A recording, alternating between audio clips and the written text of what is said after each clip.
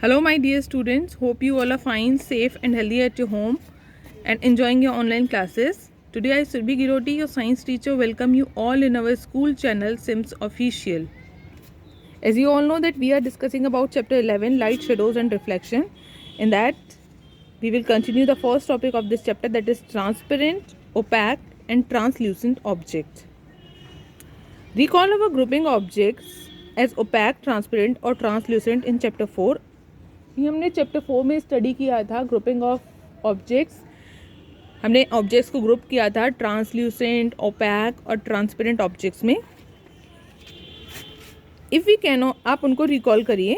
If we cannot see through an object at all, जब हम किसी भी ऑब्जेक्ट के थ्रू हम कुछ नहीं देख पाते हैं ना, तो उस टाइप के ऑब्जेक्ट हमारे होते हैं ओपैक ऑब्जेक्ट.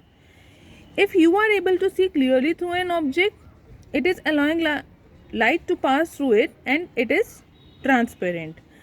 जिन ऑब्जेक्ट्स के थ्रू आप क्लियरली आप देख पाते हैं, वो अपने में से लाइट को पास होने के लिए अलाउ करते हैं, तो वो ऑब्जेक्ट्स होते हैं हमारे transparent object. There are some objects through which we can see but not very clearly, such objects are known as translucent. कुछ ऐसे ऑब्जेक्ट्स भी होते हैं जिनके थ्रू हम कंप्लीटली क्लियर नहीं देख पाते हैं, बट हम कुछ पार्ट हम देख सकते हैं उनमें से, तो ऐसे ऑब्जेक्ट्स को हम कहते हैं translucent object. Example of opaque objects are wood, book, metals. ये इनके थ्रू हम नहीं देख पाते हैं, तो इस टाइप के ऑब्जेक्ट होते हैं ओपैक ऑब्जेक्ट. ट्रांसपेरेंट ऑब्जेक्ट हो गए जैसे ग्लास, वाटर, एयर. इनके थ्रू हम कंप्लीटली सब कुछ देख पाते हैं ना, क्लियरली देख पाते हैं. और ट्रांसल्यूसेंट ऑब्जेक्ट जैसे हो गए sunglasses, butter paper, tissue paper, muddy water. हम देख तो पाते हैं लेकिन क्लियर नहीं देख पाते. Now continue with activity 1. Look around yourself and collect as many object as you can. An eraser, plastic, scale, pen, pencil, notebook, single sheet of paper, tracing paper और अ पीस ऑफ क्लॉथ. अब आप अपने चारों तरफ देखिए और इन objects में से आपके पास जो भी ऑब्जेक्ट्स हैं आप उनको कलेक्ट करिए. Try to look at something far away through each of these objects. Is light, अब आप दूसरे भी ऑब्जेक्ट को जो भी आपसे थोड़ा दूर भी हैं आप उन्हें भी आप ले सकते हैं इसमें, ठीक है. Is light from a far away object able to travel to your eye through and of any object.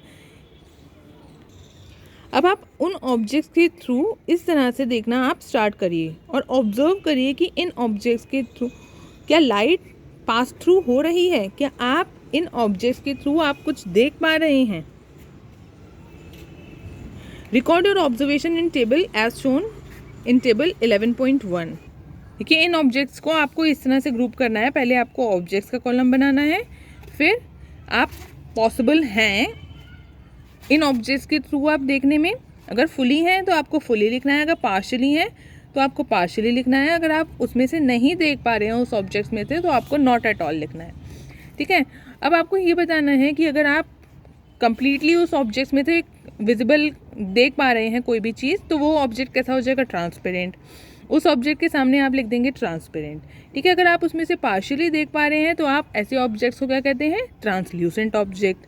अगर आप उस ऑब्जेक्ट्स में से नहीं देख पा रहे हैं तो वो ऑब्जेक्ट कैसा हो जाएगा, OPEC object.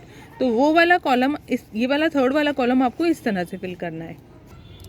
We see that a given object और a material could be transparent, translucent और ओपैक. हम ये देख पा रहे हैं कि कोई भी जो ऑब्जेक्ट है वो कैसा हो सकता है, या तो ट्रांसपेरेंट हो सकता है, या ट्रांसल्यूसेंट हो सकता है, या फिर वो ओपैक हो सकता है, depending on whether it allows light to pass through it completely, partially और नॉट एट ऑल. अब ये किस पे डिपेंड करेगा कि वो लाइट को कम्प्लीटली पास कर रहा है, कम्प्लीटली अलाउ कर रहा है जाने के लिए, या फिर पार्शली अलाउ कर रहा है, या फिर वो अलाउ नहीं कर रहा है.